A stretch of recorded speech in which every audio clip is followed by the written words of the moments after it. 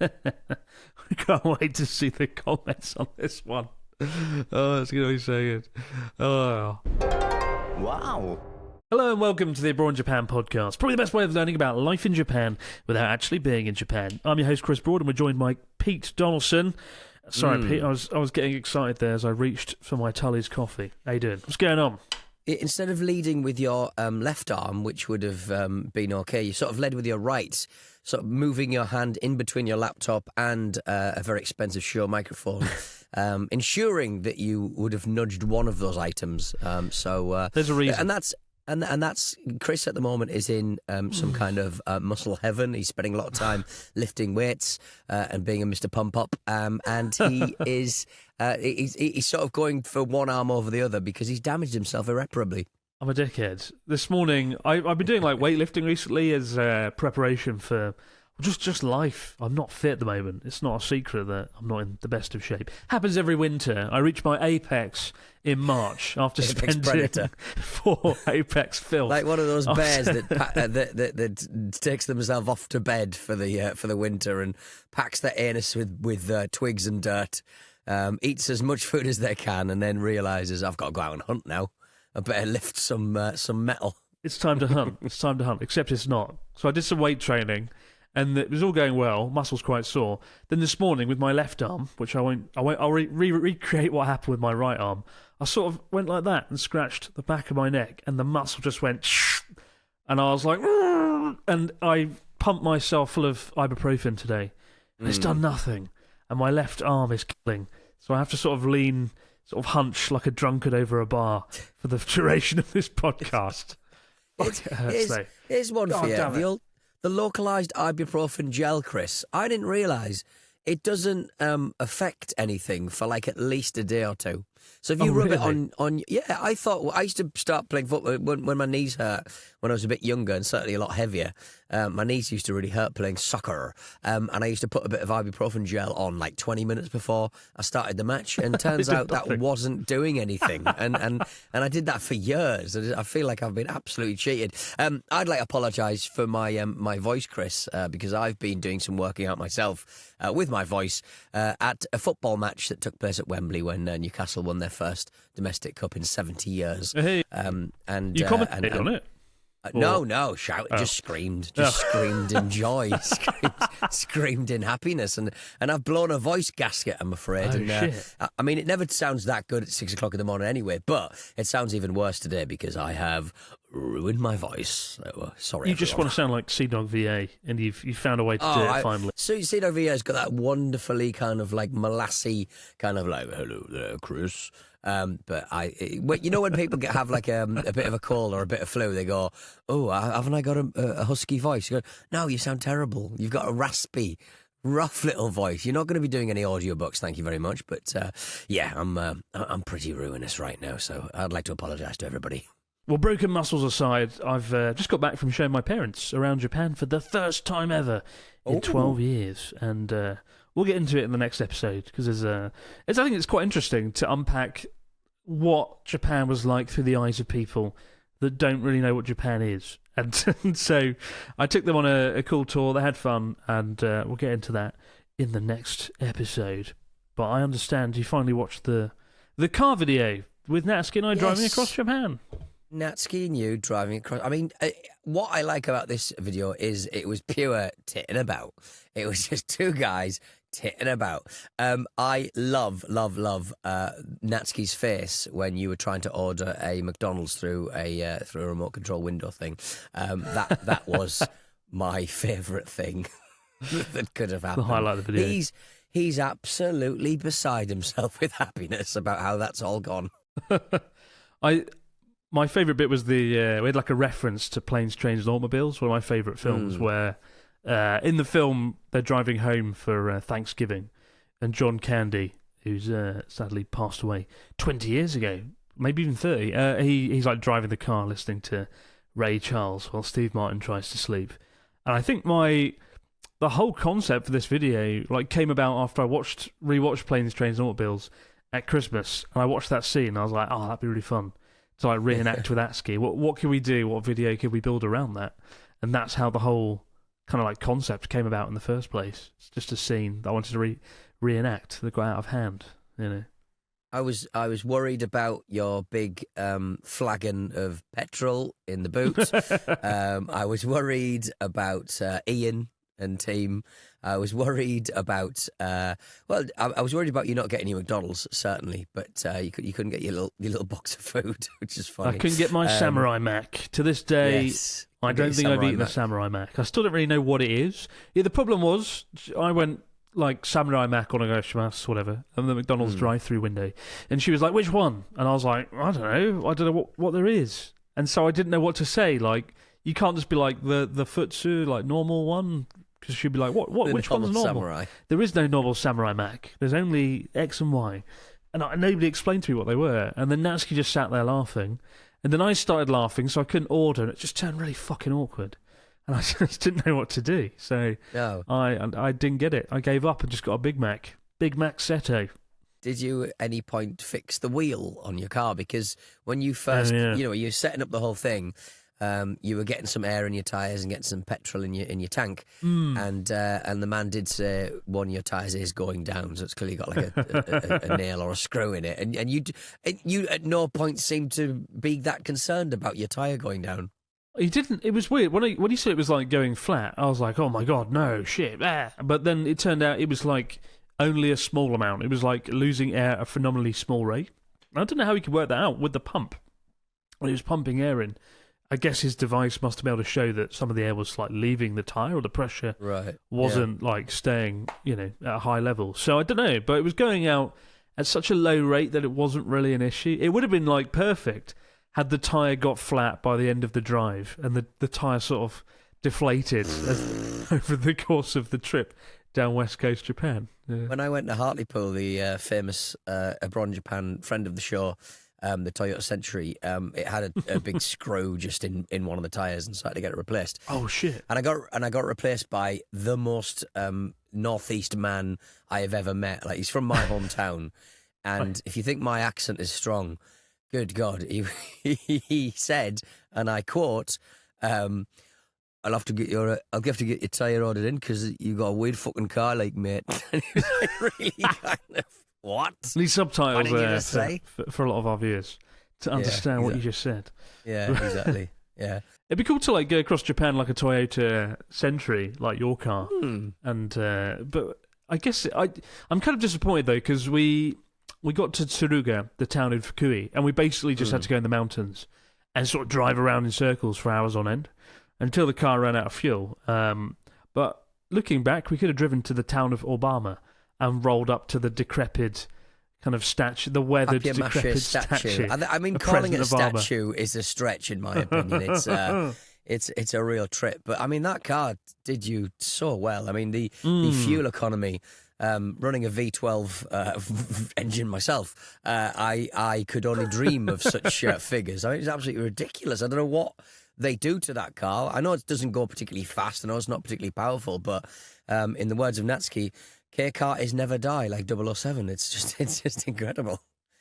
He made a rap, and he was like, "I'm gonna die," blah blah blah, and he just kept saying "die, die," and I had to remove it from the video because I thought YouTube would like demonetize it for. Put it on this. Any offcuts? Put them on this. No, we don't want this podcast getting demonetized. Oh yeah, we can't say. We don't care. There's no money to D on this one. That's true. So don't worry about it. It's not even the money. Like, the annoying thing about YouTube is they just throttle. It's called throttling, and they basically don't share your video anywhere. Right? The IGN review for Assassin's Creed Shadows, which we'll talk about in a bit in this episode, and it had like quite low views for IGN, and then I saw it had been age restricted, presumably because they said something or showed something that caused a problem, and then that meant nobody could find it. If you put like a video out, say you had a lot of offcuts, offensive offcuts, too hot for TV that you wanted to put on this channel, for, just a self-contained episode, and you said it's not for kids and it's age restricted and all this stuff, right? Because all the stuff on that we put out on WrestleMania is obviously age restricted because it's people hitting each other, etc. And would the next video that we did, aka this podcast, be throttled because of what happened on a previous video? No, it wouldn't. Or is it just video, right? it wouldn't affect any other video, but what can happen is because people haven't seen the last video, they might forget to watch the next one because they missed the last one. So it still has a sort of indirect knock-on effect with views to some extent. Yeah. But no, I used to think that. I used to be really worried if a video got buggered that it would, throw the whole channel into oblivion. But that's not the case. It's just video to video. Oh, that's video to video. Good to know. Okay. Yeah, but it's depressing. Also, my favourite bit of the video, I think your favourite video of any video that you've done is you staring into space, applying lip balm. I would like to just watch that all the time as a screensaver on my telly. Just you going... like properly.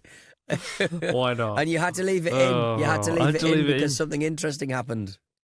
I was kind of annoyed at Natsuki because, like, the car was on its dying legs, and he was like, "I need a cigarette," so we had to pull over. And I was like, "We've probably got like 5 minutes left before the car dies. Can't you just wait?" And he was like, "No, I can't wait." So he had his cigarette, and then he got back in the car and started it, and it was done. It was done. Starved. Like, yeah, he was running lean anyway. I guess there wasn't... It's weird. How does that even work? Like, I guess there wasn't enough fuel in the tank to, like, ignite it in the first place. But, yeah, it's a bit of a shame, really. I was kind of hoping we'd, like, conk out and we'd, like, roll into a hole and that would be the end. But probably just as well that didn't happen. But definitely a fun video. The reasons why I was a bit worried about you having an unprotected container of petrol in your boot is that apparently, like, containers of petrol, it always leaks out in the end. Like, as fumes, it just always leaks out. You should never put a tin of petrol in in like a house or whatever, because it will leak the gas fumes. And I'm going like, why have we not solved this problem? Like, why can't we come up with a gas canister that doesn't leak gas? I don't understand. It does it need to leak gas? Does it need to vent its fumes? I'm very confused. In this day and age, if man can walk on the moon, why can't we just get a less dangerous kind of petrol? Is one of life's great mysteries. Maybe you should market your own gas canisters. Uncle Pete's gas. Uncle Pete's gas. It's basically just in Munch Bunch yogurt pots, just individual ones. Oh my God, delicious. Well, that is a sobering thought as we dive into this week's story from Ross from Devon. And he begins, "Hello, Chris and Pete. About a year ago, I visited Japan for the first time for a solo trip for 3 weeks. Before the trip, I was building up a picture of Japan from these podcasts. And one listener had recounted a time that they had received a shoulder rub from a friendly Japanese person." I don't remember that story. I don't remember that. They asked you guys if it was a normal occurrence or a cultural thing, and I'm here to share that it's also happened to me. I was in Hiroshima, having plucked up the courage to go to a highly rated yet tiny okonomiyaki pancake restaurant. I struck up a conversation with a friendly engaged couple, only to find out the guy was a goalkeeper for a J1 League football team. Anyway, there was a lot of Google translating, drinks of beer and sake, and helping me finish my dinner by force-feeding me with a spatula for banter. Jesus Christ, what the fuck? His partner, it's a foie gras experience for Ross. His partner appeared next to me and out of the blue started giving me a shoulder rub. It was not sensual, it was, or soft. It was more like you've seen a coach with a boxer at the end of a round, receiving treatment in the corner. I wonder if it's some kind of endearing yet condescending gesture, something like sweet gaijin trying to fit in. Keep trying. It was generally a cool experience to have a genuine interaction with some locals, and all the banter was harmless and innocent, but it struck me as interesting that this had been mentioned before. What is your take on it? Keep up the podcast. Ross from Devon. I mean, I don't remember the story where this happened before. Do you? Background story. I don't, but we do get a lot of stories of Japanese weirdos get putting hands on people, doing weird stuff, giving out fruit. You know what I mean? It's a place where if you're going to hear about somebody giving a shoulder rub, this is the place to hear from it. But I'm fascinated as to see which goalkeeper it was. Presumably we're talking about the I don't know. I presume it's Sanfrecce Hiroshima. I imagine it's some kind of Italian, because like my favourite football team is Ventfore Corfu, It's obviously a French windy forest kind of vibe. But I think it must be the Hiroshima squad. So it could either be Keisuke Osako, who is he's had 5 appearances for J League this season. Could have been Yudai Tanaka, Goro Kawanami, Jong Min Ki, clearly not Japanese, so probably not. Kalen Hill, I don't know where Kalen Hill is from, but sounds a bit American to me. On Hikaru Ogawa, who is only 17. Probably too young to have a girlfriend. So I'm thinking the prime suspects are Keisuke Osako's partner or Yudai Tanaka, I would say. Detective Donaldson has solved the mystery. Yeah.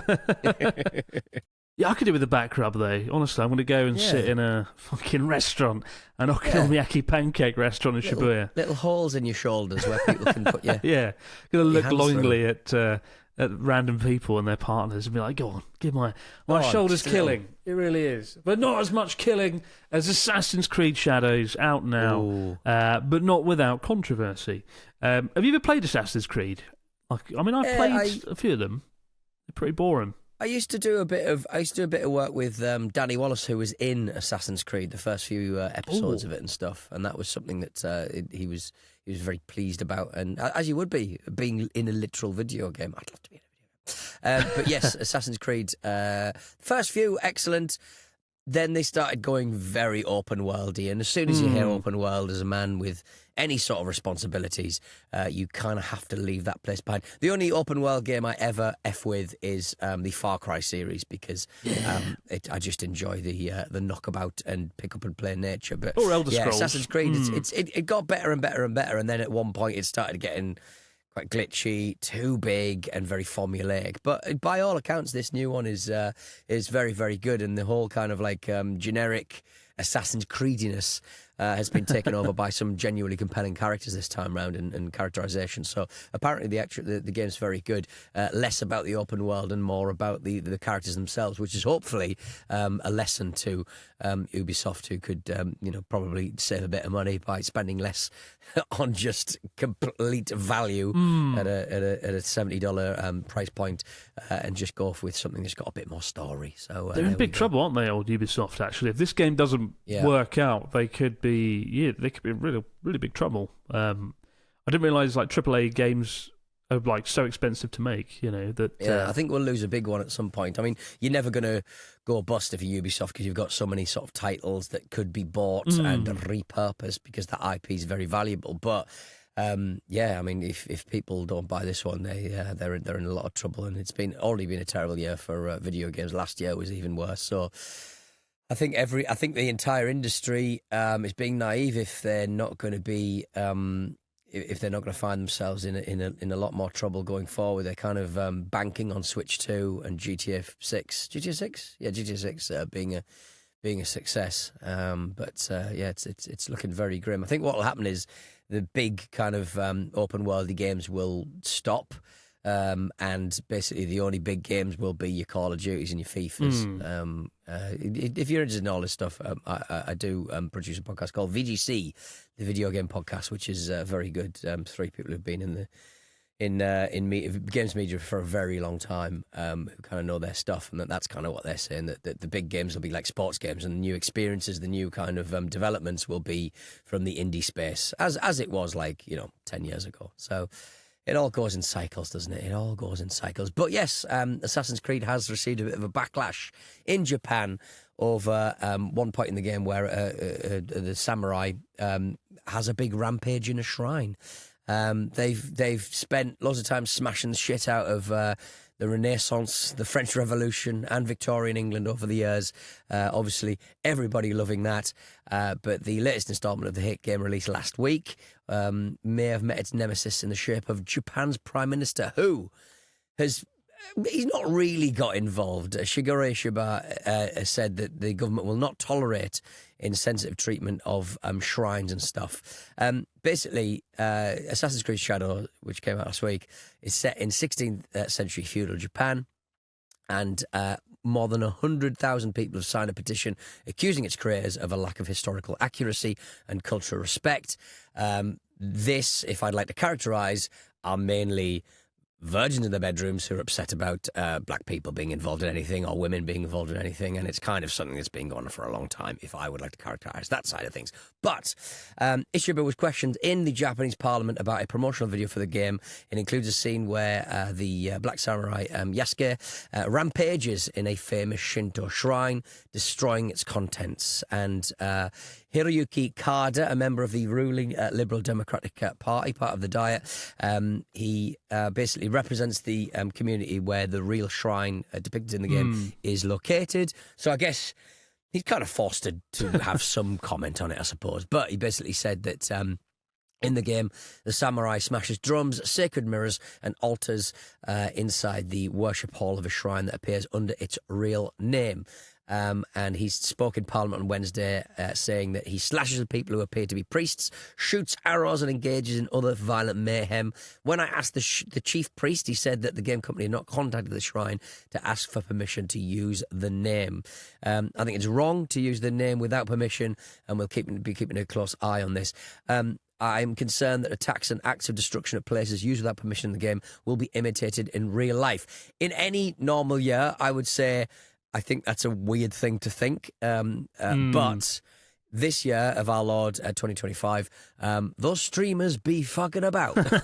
You do worry that somebody's going to rock up in a shrine and get a bit Zelda. I mean, to be fair, like Zelda's been smashing up.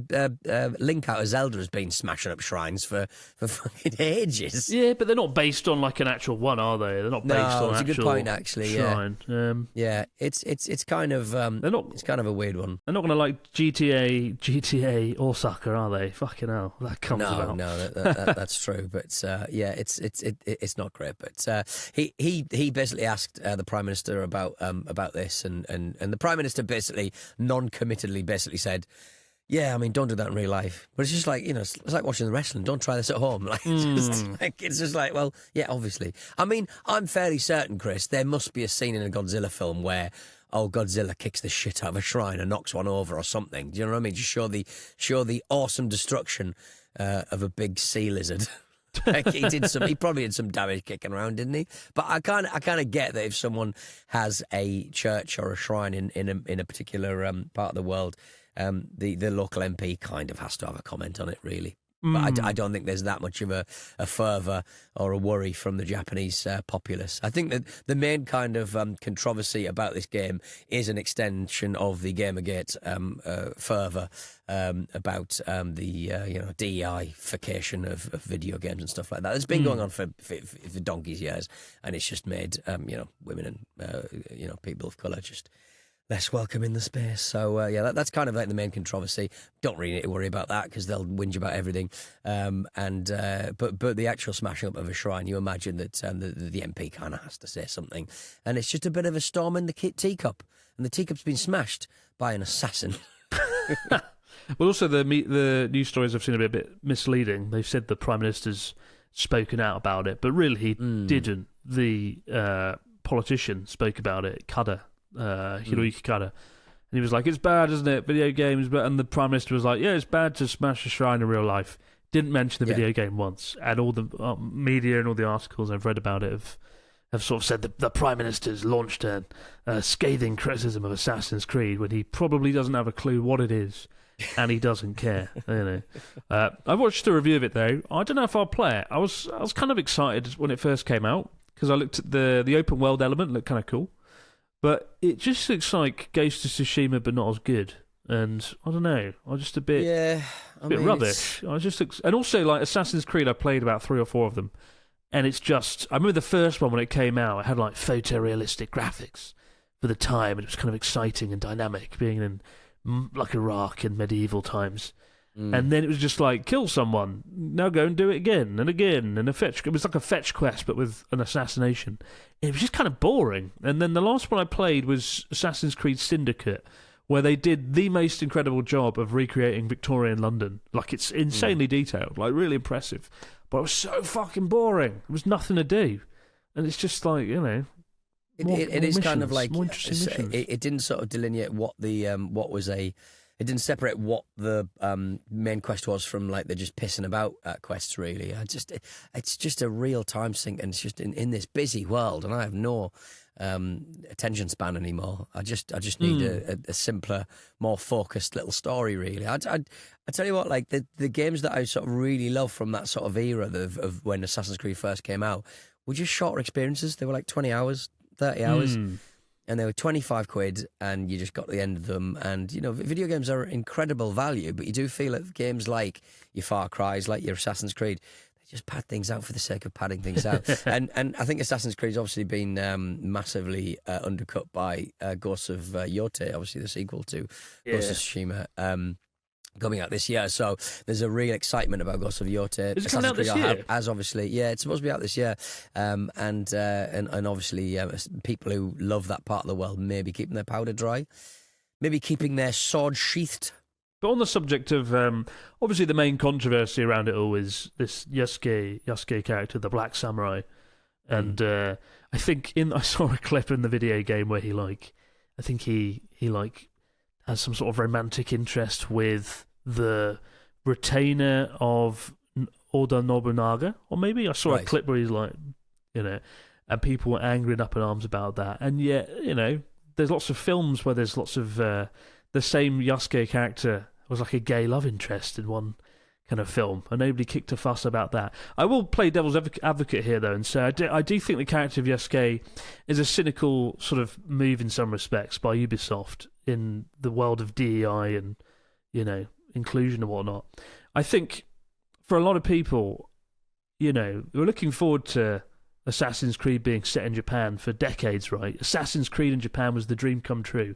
And it does feel a little bit like, oh, you're playing as a character who's not Japanese. You know, it'd be a bit like if Barry from, like, Essex was the main character in Assassin's Creed Shadows. I don't think it's about the colour of their skin. I think it's about, like, there's a lot of Japanese characters you could play in Assassin's Creed Shadows who would be good, right?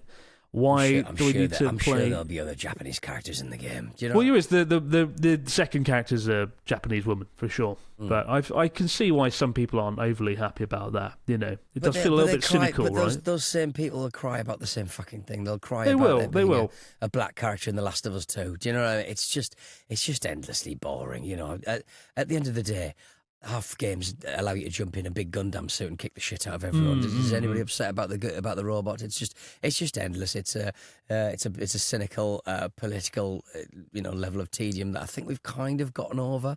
It's just it is rather dull. I'm somewhere in the middle on it all. If somebody's kicking up a big storm about it online, then I think, you know, there's more important things to get angry about in the world, right? But at the same time, it's a bit like, well, if you waited 20 years for an Assassin's Creed game set in Japan, it feels a bit weird to not play as a Japanese character. You know, it's a bit like having Assassin's Creed Ethiopia and playing as like a white guy or something, which probably will happen at some point. Imagine a lot of the ways that a lot of the voice characters are represented will be through, you know, Japanese American or Japanese English or Japanese European voice actors and stuff. So, I mean, where does it end? Where does the authenticity start and end? I'm sure there's some side quests where, you know, none of these things happened and stuff. I'm sure I'll get roasted in the comments, so put your pens down. But, roasted like a chicken, Mr. Dawson. Roasted like a chicken. This dull, this kind of dull, you know, anti, woke agenda just seems, it's just very, it's just been going on a very, very long time. And if you've been kind of obsessed with video games for a long time, it's just every new thing, every sort of character that comes out, you get somebody using AI to make the lead female character sexy or less black. It's just endless. It's just so I'm a bit fatigued by it all. But I understand what you're saying. I understand your opinion. Well, I think it's a case of if Assassin's Creed Shadows was commissioned in, say, 2015, the character wouldn't be black, right? It's the fact that it was commissioned. You know, at the time of, that's say... progress, isn't it? It's progress. Like, no one cares about historical accuracy in other video games. Nobody cares about historical... No, and you're right about that. Yeah. At the end of the day, none of this happened. He didn't go on a big killing spree and killing everyone and kicking shit out of shrines. None of this happened. So it's all fantasy, innit? So, why don't we have a picture that, represents the modern West? Because at the end of the day, this isn't a Japanese game. This isn't a game for the Japanese. This isn't something to curry favour with that market. They're not going to buy it. So it is actually being bought by black people. It is actually being bought by Europeans, by the West. So it's just they're a French company. Do you know what I mean? It's not historically accurate from the bottom line, but it does introduce you to quite an interesting, not quite a samurai by all accounts character, or maybe a samurai. I don't really care. Character in history, of which it's quite an interesting tale. Can't wait to see the comments on this one. Oh, it's going to be so good. Oh, I've no allegiance to anyone. I'm just trying to play the middle path here. But I can see both sides. But you're right, people do take these issues and run with them and make them a much bigger deal and selectively choose things to manipulate, to kind of fit their own narrative, shall we say. But either way, I think for a game where the whole plan is to assassinate people, somehow it's become incredibly boring over the years. So yes. I'll give it a shot. I'll give it a go. I remember I was on stream with Pete Premier 2 the other day, actually, and I was like, "Are you going to play it?" And he was like, "Nah." So really, wow, okay. So, God, if Pete's not going to play it, who's going to play it? Well, I don't think it was about politics or anything. I just don't think he really enjoys Assassin's Creed per se. But, right, yeah. Yeah, we'll see. Much more excited about Ghost of Yotei. Just on a simple level, if you look at Ghost of Tsushima, the effects, the wind and the kind of elements, the just elemental effects, just amazing. And I don't know, I'll give it a try. We'll see if I've got free time. We'll see. Well, I mean, the main controversy from Japan about the game is that in the trailer for the game, Tatami Mat's a square instead of a rectangular. Historical accuracy. And also watermelons, which is a summer fruit, are visible during the spring cherry blossom season. Well, I hope somebody got fired for that one. Yeah. More historical inaccuracies. I like the fact that the Japanese not bothered about the black guy. The watermelons are visible during the spring cherry blossom season. Rightly so. That's an important thing to have. Factual accuracy. No cat cafes.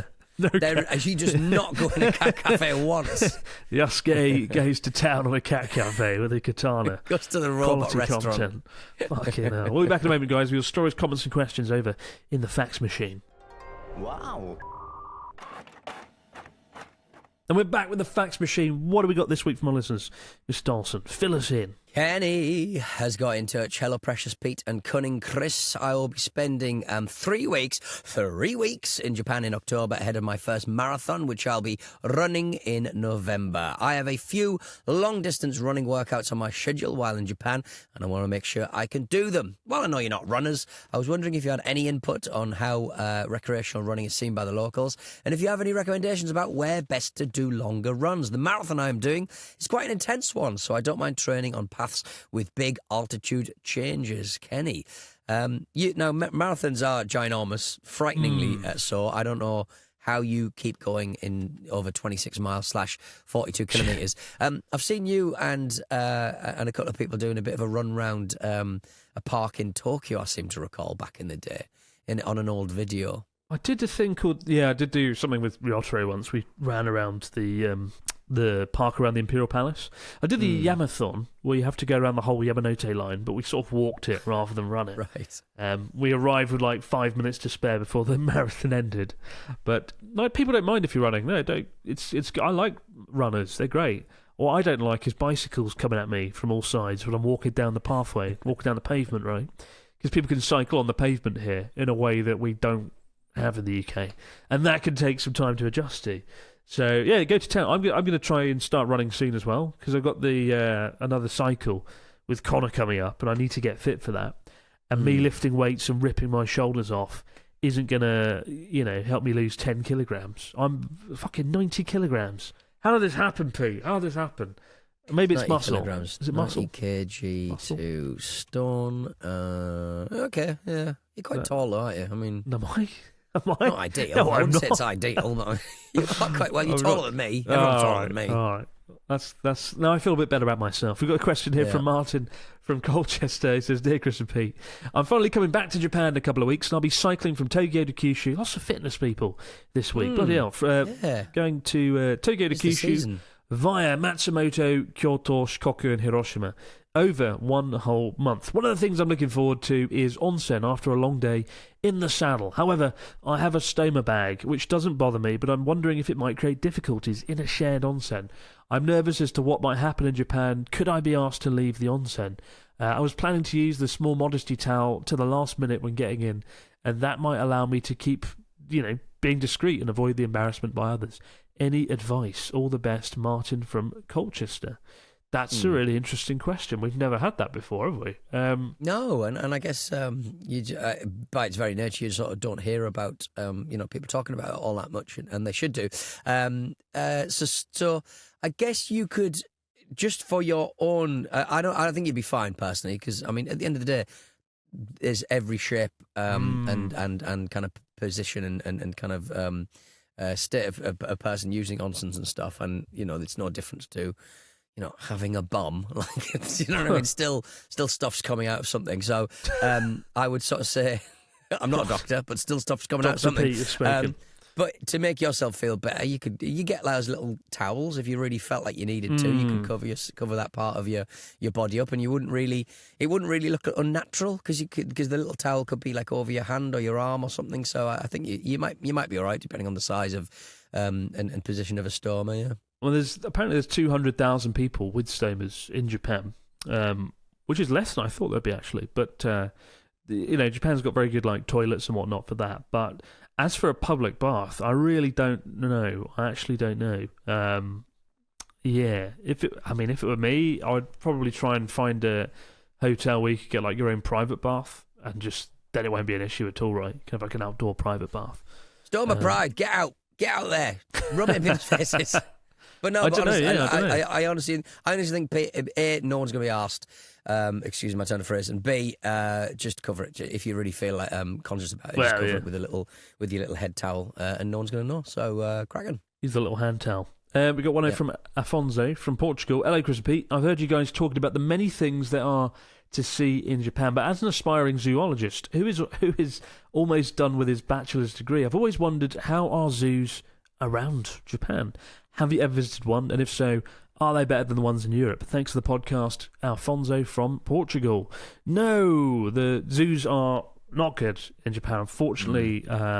Things like Ueno Zoo, I'm sure are okay, but more rural zoos. There's a zoo I went to, there was one in, I think it was Ebisu Drift Circuit. The place you do drifting up in Fukushima. Oh, no, There was a zoo there that was, abhorrent. There was tigers in cages that were 1 meter squared, and it was just it was really bad and really quite heartbreaking. And there was another zoo in near Lake Toya in Hokkaido where they have bears, and I didn't go in, but I looked at the reviews of it, and it was all 1 star out of 5. These poor bears just in a cage, and it's not great. I remember, I filmed all sorts of things over the years. I remember filming a izakaya pub where monkeys would bring you beer. And these monkeys were trained to bring you beer, and they'd come out and they'd walk out with this bottle of beer and give it to you, and then they'd eat all your dinner, which wasn't so good, and then they'd do a performance.